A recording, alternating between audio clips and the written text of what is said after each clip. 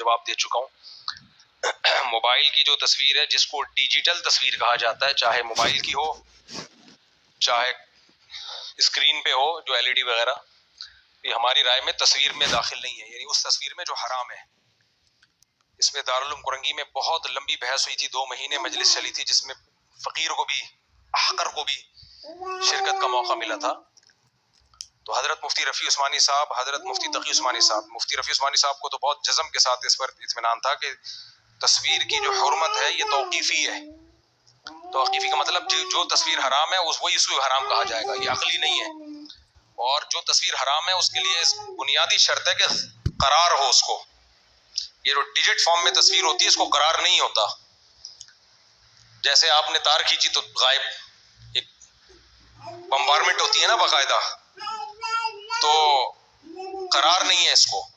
तो जैसे जैसे तस्वीर में करार पैदा होगा उसकी हुर्मत बढ़ती चली जाएगी। तभी सबसे ज्यादा हराम तस्वीर मुजस्मे की होती है जिसका साया होता है, और सबसे कम हराम वो होती है जो पेपर पे आपने प्रिंट निकाला है। और फिर उसमें ये जो दर्जा है कि सिर्फ डिजिट फॉर्म में हो, तो इसमें बहुत से उलमा की राय है कि उस तस्वीर में ये दाखिल ही नहीं है। बाकी दलाइल से मैं बहुत दफा इस मसले को रिकॉर्ड करवा चुका हूँ, बार बार एक ही मसला रिपीट हो तो अच्छा नहीं है। बाकी जो उलमा नाजायज समझते हैं तो वो भी हमारे लिए काबिल एहतराम है। और एक अहम बात यह भी है कि अगर ये हराम है भी, तो जिस हदीस में तस्वीर को हराम करार दिया गया है उसी में कुत्ता पालने को भी हराम करार दिया गया है। तो कुत्ता पालना तो जरूरत के वक्त जायज है, शिकार की जरूरत के लिए भी जायज है, हालांकि वो कोई बहुत बड़ी जरूरत थोड़ी है। तो तस्वीर जो डिजिटल फॉर्म में तस्वीर है, ये तो इस वक्त दुनिया में तबलीग का सबसे बड़ा जरिया है। ये ऐसा ही है कि आप मीडिया की दुनिया में जब अंग्रेज जहाज और मिसाइल इस्तेमाल कर रहा हो, आप गुलेलों से लड़ रहे हो। तो मीडिया की दुनिया में जो मुकाबला होगा ना, वो इस पे नहीं होगा कि आपके सामने कितने लोग बैठे हुए हैं, तो महदूद लोग होते हैं। असल तो वो क्राउड है जो सोशल मीडिया पे है। तो कुफर का पैगाम तो 1 सेकंड में करोड़ों तक पहुंच रहा है, जो इस्लाम के खिलाफ वो साजिशें कर रहे हैं, और इस्लाम का पैगाम वो हजारों तक भी ना पहुंचे। तो ये शरीयत कैसे इस बात को मान लेती है, जो इस्लाम क़यामत तक के लिए आया है, वो कैसे इसको बर्दाश्त कर लेगा कि आप वो ज़रा इस्तेमाल ना करें जो इतने इफेक्टिव हो कि 1 सेकंड में उनकी दावत दुनिया तक फैल रही हो, और नबी की बात जो है, इस्लाम की बात, वो उसके लिए आप जदीद ज़रा इस्तेमाल ना करें। बिल्कुल ऐसे ही जैसे ईसाई मिशनरियाँ तबलीग के लिए जहाज में जा रही हैं और हम गधे पे बैठ के जाएं, हमारी तो 4-5 नस्लें रास्ते में ही इंतकाल कर जाएंगी, पता नहीं कौन सी नस्ल पहुंचेगी। अच्छा भाई, एक नौजवान भाईजान इश्क मुआशके के चक्कर में कुछ साइको हो गया है और कुछ अरसे से घर से लापता है। इसका बाप अब्बा काफी परेशान है, मैं भी इसे याद करूं तो टेंशन में चला जाता हूं। कोई हल या वजीफा बता दें। इसका बाप हर वक्त बेटे की शादी की फिक्र कर लेता तो ये हाल ना होता। दीनदार अब्बा हैं, इस पर भी बयान दाग दें करें, कई बार बयान दाग चुका हूँ। अच्छा, ये जो इश्क मुआशका ये अपनी हमाकतों से होता है, नजर की हिफाजत नहीं होती। इस्लाम ने नजर की हिफाजत का हुक्म दिया।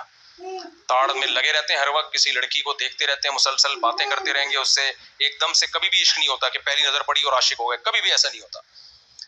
इश्क जब तक रिलेशन ना हो उस वक्त तक बनता नहीं है। देखो, लोग फिल्में देखते हैं ना, हीरोइन कितनी खूबसूरत हो, हीरोइन को देख रहे होते हैं, कभी किसी पे आशिक नहीं होते, इसलिए कि उनसे रिलेशन ही नहीं होता। सारी जिंदगी फिल्में देखते रहेंगे, आशिक नहीं होंगे। वजह क्या है? कोई राब्ता नहीं हुआ ना, कि वहां से कोई फोन किया हो बॉलीवुड की किसी एक्ट्रेस ने, और जनाब कैसे हैं आप, कोई बातचीत नहीं हुई। तो इश्क किससे नहीं हो जाता? इश्क होता है जब जाने बहन से रिलेशन होता है। क्यों किया रिलेशन भाई? अल्लाह ने हुक्म दिया था नजर की हिफाजत करो, क्यों नहीं हिफाजत की? क्यों राब्ते में रहे? अब पागल हो गए। यहाँ तो कम है, बाहर मुल्कों में तो मरते रहते हैं लोग खुदकुशियों करके। यहाँ भी जो खुदकुशियां होती है ना, ज्यादातर वो नाकाम मुआशके में ही होती है। तो अपनी जिंदगी को तबाह बर्बाद मत करो, नजर की हिफाजत करो, और माँ बाप को चाहिए वो बच्चे की जल्दी शादी कर दे ताकि ठिकाने लग जाए और ये मुआशके के चक्कर ही पैदा ना हो। मैंने आपके बयान सुनकर मजबूरी में छुप कर शादी की बात पक्की कर ली थी, लेकिन कुछ अब्बा के गुस्से, नाराजगी और वालिदैन की इज्जत की खातिर मैं निकाह करने में कंफ्यूज रहा और मना कर दिया। लेकिन अभी तक बड़े भाई की बात पक्की नहीं हुई। अब मजीद 7-8 साल जाया हो गए। कर लो शादी, बड़े भाई के चक्कर में छोटे भाई की नहीं है तो पागल बनाए। अपने खर्चे पे जो कर रहा हो तो अब्बा को बता दो, अब्बा कर दें ठीक है, नहीं तो कर लो। फिर अब्बा बोले क्यों की? बोले मैं तो कह रहा था आप कर दो, आपने नहीं की तो फिर मुझे तो भूख लग रही थी। भाई आप अम्मी से खाना मांगते, अम्मी पराठा दे दो, भूख लग रही है। अम्मी दे दें अच्छी बात है, नहीं दें 1 घंटा हो गया 2 घंटे तो आप होटल से मंगवा के खा लो।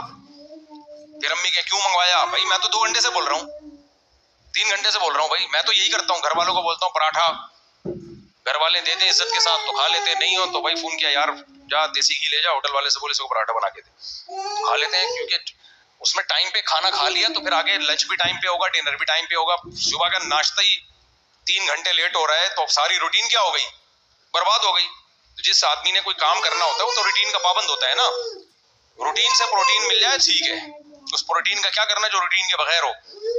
तो पराठे में प्रोटीन नहीं होते वैसे, एक बात है, अंडे में होते हैं जो पराठे के साथ आप खाते हो। कल एक साहब ने मुझे हदिया दिया, इतना सारा दूध गिफ्ट लेकर आए, मुफ्ती साहब ये हमारी गाय का दूध, वैसे हमारी अपनी गाय भी है। मैं घर ले गया, मैंने कहा बॉयल करो, सारी मलाई निकाल के मेरे लिए रख देना, दूध जो मर्जी करना है कर लो, मुझे क्या चाहिए? मलाई चाहिए इसकी। तो उन्होंने सारी मलाई रात निकाली है, सुबह नाश्ते में अल्हम्दुलिल्लाह फोड़ दी। खैर, तो मलाई बड़ी मजे की चीज है। मुझे तो हैरानगी होती है जिसको मलाई ताजा मलाई हो, फ्रिज की जमी हुई नहीं, उसको मलाई भी पसंद नहीं है तो क्या शौक है यार उसका? शौक है ना, तो मलाई बड़ी मजे की चीज। खैर, तो इसलिए अब्बा करा दें ठीक है, नहीं तो अपने खर्चे पे पराठा खरीद के खा लो। वैसे घर में मुझे टाइम पे मिल जाता है पराठा, ऐसा नहीं है। कभी अगर लेट हो गए, कोई मसला हो गया, क्या चख चख पख पख भाई मंगा के खा यार, और भी गमे जमाने में मोहब्बत के सिवा। तो अगर मैं जलील होकर बड़ों का दिल दुखाकर जल्दी शादी की कोशिश कर लेता तो ये मुसीबत और अफसोस ना होता। जलील होके कर लेना, जलील होके शादी करना उस इज्जत से बेहतर है जो कमारे के इंसान को मिलती है। क्या ख्याल है आपका? क्या ख्याल है? मैंने जो की इज्जत से की है, हर दफा अलग टाइप का जलील हुआ हूं मैं, हर दफा अलग किस्म की जिल्लत हुई है। मेरा ख्याल था इस दफा वो वाली अब नहीं होगी जिल्लत, क्योंकि इतना इससे ज्यादा जलील हो नहीं सकता, लेकिन यूनिक टाइप की जिल्लत। यूनिक, ये लफ्ज यूनिक बोलता था मैं, किसे बताया यूनिक। तो इसलिए जलील हो के बीवी मिल जाए, खुदा की कसम ये उस इज्जत से बेहतर है जिसमें तुम्हें बीवी ना मिले। बार बार जलील हो और जलील लेस हो जाओ, एक दिन आएगा जलील प्रूफ हो जाओगे, ठीक है? जिल्लत महसूस होना खत्म हो जाए। खुदा की कसम यार, मुझे क्यों बार बार एक ही टॉपिक बुलवाते हो? बीवी से बड़ी कोई नेमत हो सकती है? औरत से बड़ी कोई नेमत नहीं है। औरत से देखो, ये इश्क में पागल होके मर गया ना, नहीं अल्लाह ना करे मर जाइए, लेकिन एक हालत ही हो गई है। तो भाई मर्द के लिए अल्लाह ने सबसे अट्रैक्टिव बनाया किसको है? गाड़ी को। बोलो कभी कोई गाड़ी के इश्क में पागल हुआ? अबे मुंह से फूटो, तुम्हारे मतलब की बात कर रहा हूं। कभी कोई अपनी गाय पे आशिक होके मर गया? बिजनेस पे, बैंक बैलेंस, भाई सबसे ज्यादा अट्रैक्शन अल्लाह ने मर्द के लिए जिस चीज में रखी है, बशर्ते कि मर्द का बच्चा हो, हिजड़ा ना हो, तो सबसे अट्रैक्टिव चीज क्या बनाई है अल्लाह ने? औरत बनाए, बीवी की शक्ल में। बीवी की शक्ल में सबसे ज्यादा अट्रैक्टिव है। वो तो होना ही चाहिए, 400 होनी चाहिए, लेकिन शरीयत ने 4 के बाद पाबंदी लगा दी है। सारा पैसा इसी पे खर्च करो, बीवी मिल जाए, बीवी मिल जाए। लेकिन वो अल्लाह ने बोला बस 4 से ज्यादा नहीं, ताकि दूसरों को भी तो कुछ मिले, सारी तू ही ले जाएगा। तो उसके झगड़े भी नेमत, उसके लड़ाइयां भी नेमत, क्योंकि बीवी से जो मोहब्बत मर्द को मिलती है, वो बशर्ते कि वो भी औरत हो शरीफ, वो मोहब्बत भी किसी से दुनिया में नहीं मिलती। तो झूठ के मोहब्बत बीवी करती है, तो लतीफे सुनाते हैं ये ऐसे ही है, लेकिन हकीकत ये आदमी को जो मोहब्बत उसकी बीवी से मिलती है वो किसी से दुनिया में नहीं मिलती है। वो अलग टाइप की मोहब्बत है, जज्बाती मोहब्बत है वो। तो वो देखो, आदम अलैहिस्सलाम के लिए अल्लाह ने जन्नत में बोर हो रहे थे तो अम्मा भी पैदा कर सकते थे आदम अलैहिस्सलाम के लिए, अब्बा भी पैदा कर सकते थे। क्या ख्याल है? अल्लाह ने बीवी पैदा की आदम अलैहिस्सलाम के लिए। जन्नत में आदम अलैहिस्सलाम नहरों में, दूध की नहर, शहद की नहर, बड़े बड़े बागात, लेकिन बेगम के बगैर कैसे लग रहे थे? फीके। शरीक हयात को पैदा किया। अल्लाह दोस्त भी पैदा कर सकते थे जन्नत में। भाई आप जन्नत में गए, बोर हो रहे हो, जमशेद पैदा कर दिया आपके लिए, उसी के साथ टाइम गुजारो। क्या ख्याल है? बड़ी बड़ी मूंछों वाला, दाढ़ी वाला जमशेद डोले बना के आ रहा, आप बोले हटा बे, तो खाली गपशप के लिए ठीक है, लेकिन जो दिल देने के लिए क्या है? अल्लाह ने बीवी को बनाया है, तो वो मोहब्बत मिलती है, उससे औलाद भी मिलती है, खानदान आबाद होता है। औलाद की नेमत, बेटों की, बेटियों की नेमत भी कहाँ से मिलती है? और गर्लफ्रेंड वो ऑल्टरनेट नहीं है बीवी का, क्योंकि गर्लफ्रेंड को भी पता होता है हराम रिश्ता है, उसके लाशूर में ये बात होती है, और इस रिश्ते की कभी भी ब्रेकअप हो सकता है, इसमें खानदान इन्वॉल्व नहीं है, बीसियों मसाइल है। तभी तो भंगी चमारों वाला रिश्ता है गर्लफ्रेंड और बॉयफ्रेंड का। ये तो गधे घोड़ों में भी होता है, गधे की गधी से दोस्ती हो जाती है थोड़े टाइम के लिए। तो इसलिए ये जो मैं पागल नहीं हूँ, जो मैं इतने आप लोग को समझा रहा होता हूँ, आप समझते हो कि मुफ्ती साहब क्या हो गए हैं, पागल हो गए, इनका दिमाग खराब हो गया है। दिमाग आप लोग का खराब हो गया, मेरा अल्हम्दुलिल्लाह सेट था, सेट है, और अल्लाह से उम्मीद है इंशाअल्लाह मौत तक सेट रहेगा। आप लोग ना खराब कर दो अपनी बातें करा करा के, मुझे उम्मीद है इंशाअल्लाह सेट रहेगा। इसलिए बेगम को फोकस करो, मोहब्बत भी करो, उसके खर्चे भी उठाओ, कंजूसी मत करो, खर्च करो उस पर। जितनी सेहतमंद वो रहेगी आपका फायदा है। एक साहब ने मुझे बड़ी अच्छी बात की, कहते हैं मैं अपनी बहू को हर थोड़े दिन के बाद उसके माँ बाप के घर खुद भेजता हूँ, क्योंकि रिलैक्स होगी तो घर में खुश रहेगी। ससुराल में थोड़ी सी बहरहाल शुरू में, शादी के शुरू में औरत को एक टेंशन होती है, तो वो माँ बाप के घर जाएगी खुली डुली, कोई काम धंधा, कोई जिम्मेदारी नहीं होती उसकी। तो मैंने कहा बड़ी अच्छी बात है, कह रहे हैं भाई जितना ये रिलैक्स होगी हमें फायदा होगा ना। क्या ख्याल है? लोग मजदूरों को चाय पिलाते हैं, उनको पता है इसको चाय पिला दो तो दिमाग इसका सेट हो जाएगा, काम इधर सही करेगा। मजदूर चाय मांग रहे होते हैं ना, सेठ लोग पिलाते हैं, उनको पता है चाय नहीं मिली तो हमारा ही काम खराब होगा, तो चाय पे इतना खर्चा नहीं हो रहा, जिस आउटपुट उसका ज्यादा हो रहा होता है। तो इसी तरह हर अक्लमंद चाहता है कि भाई बेगम पे खर्चा करोगे, सेहत अच्छी होगी, आप ही का मुस्तकबिल अच्छा होगा। और बेगम को कंजूसी कर करके बच्चे तो पैदा कर रहे हैं, मेरे बच्चा पैदा करने वाला बयान सुना, खिलाई पिलाई वाला नहीं सुना लोगों ने। बास लोग ऐसे भी कमबख्त हैं, कहते हैं बच्चे ज्यादा होने चाहिए, लेकिन भाई बेगम की सेहत का भी ख्याल होना चाहिए, उसके आराम का भी होना। ये वाला में थे नहीं वो इत्तेफाक से बयान में, सारा जोर बच्चे पैदा करने पर लगा दिया। जब औरत को प्रेगनेंसी होती है उसको ज्यादा खुराक नहीं, लेकिन क्वालिटी उसकी खुराक की अच्छी चाहिए होती है। मैं नहीं कह रहा ज्यादा खिलाओ, जो खुराक की क्वालिटी अच्छी होगी, वरना औरत का बड़ा बेड़ा गर्क हो जाता है बच्चे पैदा करके, अगर क्वालिटी वाली खुराक ना मिले। क्वालिटी समझ रहे हो, पिज्जे बर्गर नहीं, अंडे दूध मछली ये टाइप की चीजें थोड़ी हो, लेकिन खजूर ये चीजें होनी चाहिए। तो इसलिए ये मान लो ये बात जो हम कह रहे हैं, आप जो बेचारे बूढ़े हो गए वो तो पछता रहे हैं। दूसरा, अगर जादू आसेब का मसला हो तो कैसे मालूम किया जा सकता है? कोई जादू आसेब नहीं है आपके ऊपर, दिमाग खराब अब कर लो, कह रहे जलील हो गया अब कर लो भाई। हो सकता है कोई क्या अब ये बूढ़े हो गए, अगर बूढ़े हो गए तो अफसोस ना होता इनको, इसका मतलब अभी करंट बाकी है। दुआ की दरख्वास्त है, सिराज साहब हसन के वालिद हसन अब्दुल रऊफ की सिस्टर को कैंसर है, रहीम निसा बेगम अहमद नोमानी साहब, दिल से दुआ जी अल्लाह ताला इन सब को जल्द से जल्द सेहत कामिला आजिला अता फरमाए। आप लोग भी दिल से दुआ कर लिया करें जब ऐसी कोई पर्ची आती है ना। आप हर बयान में कहते हैं कभी छाँव में मिलना, और जब हम आपसे मुलाकात करते हैं तो आप टाइम नहीं देते। क्यों नहीं टाइम देता? मैं हर इतवार को टाइम देता हूँ लोगों को, एक तरीका रखा हुआ है, उस प्रोसेस के तहत आए तो जरूर टाइम मिलेगा इंशाअल्लाह।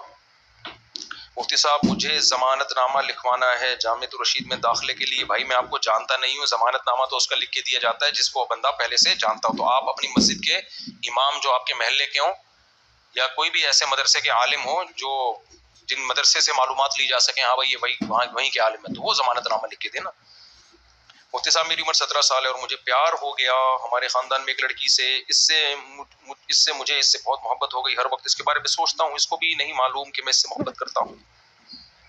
साल में सिर्फ या 2 मरतबा इसका दीदार होता है। मैं चाहता हूँ कि इसको बता दूं कि मैं इससे मोहब्बत करता हूँ, क्योंकि हमारे खानदान में शादी 25 या 26 साल की उम्र में करते हैं। इतने में इसको कोई और ना पसंद फंसा ले, मुझे इस बात का डर लगा रहता है। मैंने जिंदगी में पहली मरतबा मोहब्बत की। तेरी जिंदगी हुई कितनी है? कह रहे जिंदगी में पहली मरतबा, बड़ा तीर मारा है तूने। वो भी इससे आप मशवरा दें, क्या करूं, वजीफा बता दें। उसको देखना छोड़ दो, उसके बारे में सोचना छोड़ दो, क्योंकि हमारी सोसाइटी में जब तक जेब में रोकड़ा ना हो रिश्ते मिश्ते नहीं आते। और ये जो इश्क हुआ है ये खुद ब खुद खत्म हो जाएगा, कोई खबर में लेके नहीं जाता। अपना इलाज खुद करो, कमाने की फिक्र करो। तुम रोकड़ा कमाओगे तो रिश्ता खुद चल के आएगा। समझ आ रही है बात? कमाओगे तो अब्बा अगर करते मालदार है अपने खर्चे पे कर दें तो बड़ी अच्छी बात है, लेकिन अब्बा को भी डर होता है कम वक्त बिल्कुल ही ना पड़ के बैठ जाए। ये डर होता है इस जमाने में अब्बा को, और ये बिल्कुल सही डर होता है। अब्बा कर दें तो अच्छी बात है, लेकिन अब्बा पे लाजिम नहीं है। तो इसलिए बिजनेस करो, कोई कुछ कमाओ और टाइम उसमें लगाओ, दिमाग भी वहां से हट जाएगा। फिर जब रोकड़ा आएगा ना तो रिश्ते नहीं फरिश्ते आएंगे, फरिश्ते ऐसे, यानी फरिश्ते नुमा रिश्ते आएंगे। जो मेरे भाई लड़की के माँ बाप ना सबसे पहले ये देखते हैं कि ये खिलाएगा क्या हमारी बेटी को, और ये उनका हक है, कैसे रखेगा, स्टैंडर्ड की लाइफ दे सकता है कि नहीं दे सकता, तो वो ये देख रहे होते हैं ना, तो फिर उनका हक है ये सोचें वो। तो आप कुछ रोकड़ा कमाओ। पीना हराम है या मकरूह, ये क्या लिखा हुआ है? पॉट बाइनेंस, ये क्या होता है भाई? पीना क्यों लिखा हुआ है ये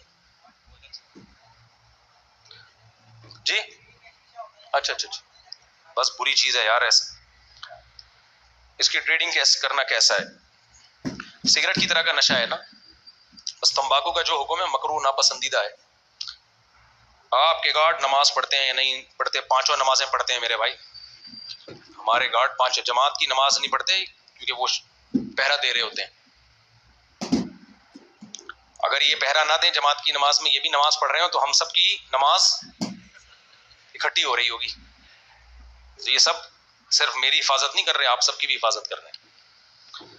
बाकी अल्लाह हिफाजत करने वाला है, अल्लाह हम सबकी हिफाजत करे। तयम्मुम की लुग़वी और इस्लाही तारीफ बता दें, कोई मुआशरती उलूम का इम्तिहान आ रहा है आपका, मेरा ख्याल है। तयम्मुम अरबी में क़स्द करने को कहते हैं, इरादा करना। फ़तयम्ममू सईदन तय्यबा, अल्लाह कहते हैं इरादा करो मिट्टी का, यानी उसकी तरफ जाओ और उसको चेहरे और हाथ पे मलो, जैसे कि हदीस में तफसीर है। तो तयम्मुम का लुग़वी माना इरादा है, और इस्तिलाह में दो ज़रबों का नाम है। एक ज़रब मारी और हाथ चेहरे पे फेर लिया, दूसरी ज़रब मारी बाजू पे और हाथ पे, दो ज़रबों को तयम्मुम कहते हैं। तयम्मुम में नियत फर्ज और वुजू में मुस्तहब क्यों है? तयम्मुम में नियत फर्ज इसलिए है कि तयम्मुम नाम ही इरादे का है, तो नियत इरादे को ही तो कहते हैं, जबकि वुजू में इरादा नहीं है। वुजू में तहारत है, तहारत पानी को, अल्लाह ने पानी को वैसे ही पाकीज़ा बनाया, नियत ना भी हो तो पानी पाक साफ कर देता है। इमाम अबू हनीफा का जो फ़िक़्ह है ना, बड़ा जानदार है। दीगर इमामों के नज़दीक वुजू में भी नियत फर्ज है, नहीं नियत करोगे तो वुजू नहीं होगा। इमाम हनीफा कहते हैं तयम्मुम में तो नियत फर्ज है, वुजू में नियत कर लोगे तो वुजू का सवाब मिलेगा, लेकिन नियत नहीं करोगे तो सवाब नहीं मिलेगा, लेकिन वुजू फिर भी हो जाएगा। वजह क्या है? अल्लाह ने पानी को पाक करने वाला बनाया है, कुरान में है, तो ये बगैर नियत के भी पाक कर देगा आपको, जबकि मिट्टी को पाक करने वाला नहीं बनाया, तो इसलिए उसको उससे पाकी की नियत करनी पड़ेगी बाकायदा। समझ में आ रही है बात कि नहीं आ रही? सईदन ताहिर से मुराद सिर्फ मिट्टी है या कुछ और? जो भी मिट्टी की जिन्स में चीजें दाखिल हैं, मिट्टी की जिन्स यानी मिट्टी जैसी हो, जमीन हो जमीन, तो उससे भी तयम्मुम जायज है। उसकी तारीफ ये है कि जो जलाने से जले नहीं, जैसे मिट्टी को जलाओ तो राख नहीं बनती, वो तो संगे मरमर के पहाड़ हैं, चूना है, जमीन की चीजें हैं ना, ये सारी की सारी, इन पे भी तयम्मुम जायज है। अलबत्ता लकड़ी पे जायज नहीं है, कोयले पे जायज नहीं है। तो क्या कर रहे हैं तुमने इतनी डिटेल में जाके? इतनी मिट्टी क्या मार्केट में कम पड़ गई है, सीधे मिट्टी से कर लिया करो। क्या नमाज जुम्मा फौत होने वाली हो तो तयम्मुम करना जायज है? नहीं, जायज नहीं है, क्योंकि नमाज जुम्मा का ऑल्टरनेट जोहर की नमाज मौजूद है। जुम्मा अगर निकल गया तो आप जोहर पढ़ोगे। अलबत्ता नमाज जनाजा कज़ा होने का खतरा हो और आपको ख्याल हो कि वुजू करूंगा तो नमाज जनाजा निकल जाएगी, तो फिर तयम्मुम जायज है, क्योंकि नमाज जनाजा दो दफा जायज नहीं है। ये जो आजकल रिवाज पड़ गया ना, एक जनाजा शहर में एक जनाजा गांव में, सहाबा से साबित नहीं है, मकरूह है, नाजायज है। ये एक ही जनाजा होना चाहिए बस। सिर्फ दूसरा उस वक्त जायज है जब बेटे की परमिशन के बगैर कोई जबरदस्ती पढ़ा ले, उसने इजाजत नहीं दी फिर भी पढ़ा लिया, तो फिर बेटे को जायज है कि लौटा दे वो। तो बाकी ऐसे नहीं है कि यहाँ भी वहां भी है, उलमा का भी शुरू हो गया, एक जनाजा यहाँ एक जनाजा वहाँ, ये गलत है। तो इसलिए जनाजा निकलने का अगर खतरा है, आपका ख्याल है वुजू करूंगा तो जनाजा निकल जाएगा, तो तयम्मुम करके, चूने पे भी तयम्मुम हो सकता है, दीवार पे जैसे चूना हुआ होता है ना, उसको भी हाथ मार के तयम्मुम किया जा सकता है। ऑयल पेंट पे नहीं होगा। समझ में आ रही है बात? क्योंकि वो जमीन की जिन्स में शुमार नहीं होता, चूना होता है। तो अगर जनाजा निकल रहा है, आपका ख्याल है कि वुजू करने गए तो जनाजा निकल जाएगा, तो जल्दी से यूं करके जनाजे में शामिल हो जाए।